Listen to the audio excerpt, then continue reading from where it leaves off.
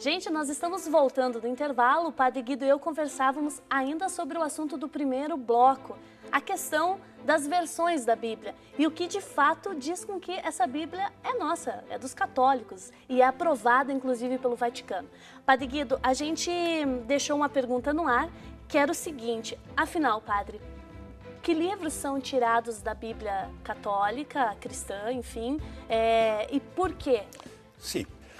Simone, è una bella pergunta che il Signore sta facendo. Temos que olhar um instantinho uma página da história, não das melhores. Aparentemente é belíssima. Foi o seguinte: 200 anos antes da chegada de Jesus, houve uma grande emigração do povo de Israel para o Egito, onde se falava língua grega. No Egito havia uma cidade que existe hoje também, Alexandria, que era um pouquinho, digamos, a capital cultural do país. E o rei daquela cidade, notando que estavam chegando milhares de pessoas de fora com uma nova religião, exatamente a Bíblia, né, e fez questão de colocar o conteúdo desta Bíblia ao alcance do povo do Egito. Portanto, pediu que fosse feita a tradução. E quem fez a tradução foram 72 pessoas. Entramos agora numa página muito bela. 72 homens divinamente inspirados que traduziram, prestem bem atenção agora, os 39 livros da Bíblia. A Bíblia, antes da época de Jesus, né, tinha 39 livros. Traduziram todos os 39 livros. E depois acharam por bem, estes 72 homens, acrescentar aos 39 mais 7 livros que, conforme o parecer dos velhos, dos antigos, dos sábios, merecia mesmo fazer parte da Bíblia. Quais são estes 7 livros? O livro de Baruch, os 2 livros dos Macabeus, o livro de Judite, o livro de Tobias, o livro do Eclesiástico e o livro da Sabedoria. Quer dizer que para nós cristãos eles são fundamentais no Antigo Testamento. Sim, exato. Agora, a Igreja, diante destes livros que foram acrescentados, fez grandes estudos e acabou confirmando, certo, estes livros no Antigo Testamento. Quem confirmou de uma maneira oficial foi o Concílio de Trento, no ano 1545, exatamente na época da Reforma Protestante. E assim os protestantes, para se diferenciar dos católicos, tiraram novamente os livros. E até hoje a Bíblia dos protestantes e dos crentes tem estes 7 livros a menos. Contudo, que temos que dizer uma coisa. Em primeiro lugar, gostaria de dizer aos nossos irmãos crentes parabéns. Por quê?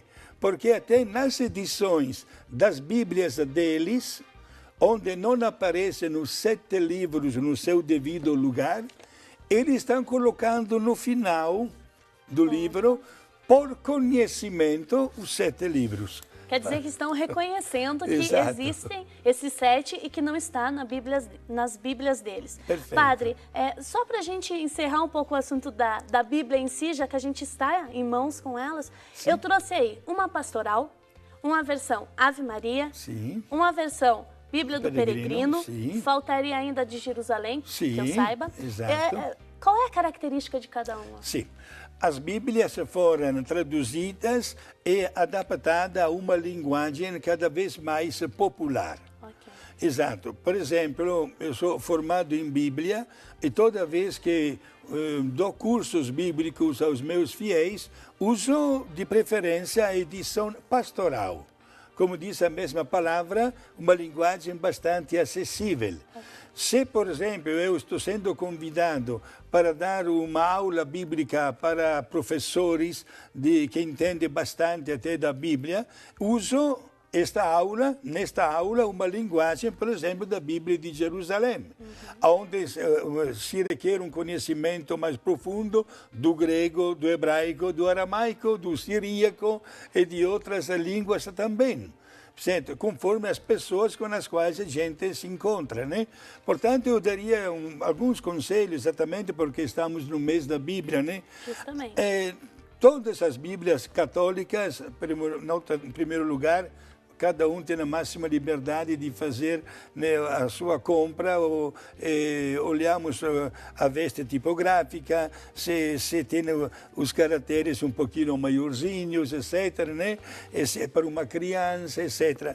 Eu aconselharia a Bíblia pastoral para pessoas que não têm grande conhecimento da Bíblia. Porque ela seria, então, uma versão mais simples, Sim, é isso? exato. Até as palavras um pouco mais altas foram traduzidas numa linguagem mais acessível. Por isso é muito importante dizer isso e parabéns para quem teve exatamente esta preciosa ideia de adaptar a linguagem a uma linguagem acessível. Padre, uma última pergunta Sim. ainda nessa questão da Bíblia. Nós vivemos num país que, numa mesma família, às vezes professa diferentes fé e crença. Padre, não seria ideal, já que somos um país ecumênico também, a gente ter uma Bíblia numa tradução que correspondesse? Seria possível esse diálogo? Olha, Simone, poderia ser a minha resposta um pouco estranha, mas o diálogo é bom quando existem pontos de referência sólidos e não de dúvidas. Eis porque seria mais interessante que todos usassem a mesma linguagem. E, uma vez que se domina o assunto, aí se poderia fazer determinados estudos. É o caso, por exemplo, eu faço de vez em quando debates até de teologia ou até de assuntos bíblicos com a presença de um espírita, de um crente, de uma testemunha de Jeová. E aí nascem tantas daquelas ideias que não é que quem grita mais ganha, não. É o raciocínio que nos deve levar a entender o que uma pessoa quer dizer com determinadas expressões. Entendi. Mas, naturalmente, não podemos nunca afastar-nos, por exemplo, do conhecimento mais autêntico. Por exemplo, eu quando noto que esses nossos irmãos não querem entender um raciocínio, mas a Bíblia deles tem páginas completamente diferentes, eu apelo para a cultura. Isto é, apresento aquele trecho em hebraico. É uma língua que muita gente não conhece, mas eu digo claramente, olha, eu conheço e não tenho nenhum interesse em enganar a ninguém. Ok, então o senhor, além de utilizar o recurso da escrita, do que está ali, sim, o senhor recorre a outros elementos, que é o conhecimento. Exato. Realmente onde foi o fato, o que aconteceu. Sim. Poucos anos atrás, quando estava trabalhando em Brasília, a capital, o cardeal Dom José Freire Falcão me obrigou a dar um curso bíblico para 80 pastores protestantes. Nossa, que desafio, padre! Nem um católico na minha frente. Uhum. E aí deu de notar exatamente as divergências que existem na mesma religião católica da protestante devido à falta de conhecimento e à cultura. Entendi. Muito bem, gente. Olha, tudo isso que nós estamos fazendo, novamente a gente reforça, é para auxiliar a nossa missão, a nossa ação pastoral. Esse é o mês de setembro, um mês privilegiado que toda a igreja volta a olhar para um estudo mais aprofundado sobre a questão da Bíblia. Se você é catequista, ministro da palavra, agente da pastoral e deseja realmente conhecer melhor para amar mais a nossa fé, não perca tempo, olha, busque conhecimento, entre em contato com o seu pároco para receber ajuda, inclusive até conosco aqui do Eclésia. Escreva, ligue e faça sua pergunta, enfim, esclareça aquilo que é uma dúvida para você. Padre Guido, eu andei pesquisando e na minha pesquisa encontrei o seguinte, que Novo Testamento indica os livros da Bíblia escritos depois de Cristo. É coerente isso? Sim. Novo Testamento significa a história que vai a partir da vida de Jesus até a missão dos apóstolos. Mais ou menos 98 anos de história. E compreende os 4 evangelhos, o livro dos Atos dos Apóstolos, as 21 cartas escritas pelos apóstolos, né? E depois o único livro profético, o Apocalipse. Ed è interessante notare che por 30 anos, repito, 30 anos, os apóstolos saíram pregando o evangelho sem ter nada nas mãos. Só dizendo como ele lembrava a linguagem de Jesus. Só depois de 30 anos, alguns apóstolos começaram a escrever cartas. Cartas para as cidades pelas quais passavam, evangelizando, para manter viva a chama da fé. Só depois das cartas apareceram os primeiros evangelhos. O primeiro evangelho foi de Marco, que foi escrito, né? E, meus amigos, o que acontece? Aconteceu uma coisa muito bela, que tantas pessoas, para lembrar alguns momentos da vida de Jesus, acharam por bem colocar tudo por escrito. Resultado, no primeiro século temos uma verdadeira fartura de evangelhos chamados apócrifos. Muito bem, era a próxima pergunta, só vou completar, padre, com licença. Sim. Eu ia perguntar para o senhor realmente, existe diferença entre apócrifo e sinótico? E qual dele pode ser levado em conta no estudo da Bíblia? Muito padre? bem. Bom, apócrifo não é um palavrão, minha gente, é uma palavra grega, significa escondido. Isto é, evangelhos que permanecem escondidos. Se encontra alguma publicação, eu tenho, por exemplo, a coleção completa dos evangelhos apócrifos, né? Que a igreja respeita pela beleza, como está escrito, mas não considera como divinamente inspirados. É de bom que os senhores saibam que existe também uma Bíblia inteira apócrifa. Ah, é? Sim, também no Antigo Testamento.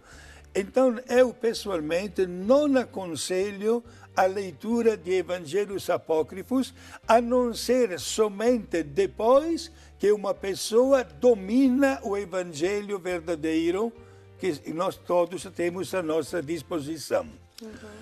A senhora me perguntou a respeito dos sinóticos. Isso.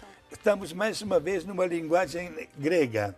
Sinótico significa que olham juntos.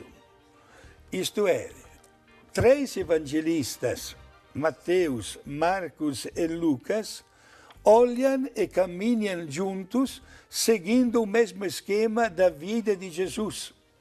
Ao passo que São João é um pouco diferente, vou dizer logo por quê. Os 3 evangelistas, Mateus, Marcos e Lucas, descrevem a viagem de Jesus, a palavra de Jesus, os episódios, os milagres, etc. Cada um com uma finalidade. Mateus, no seu evangelho, ele de 28 capítulos, ele quer dizer que Jesus é o Messias. Marcos, com um evangelho mais restrito, só de 16 capítulos, quer que seja o leitor, ao término da leitura, dizer que Jesus é o Filho de Deus.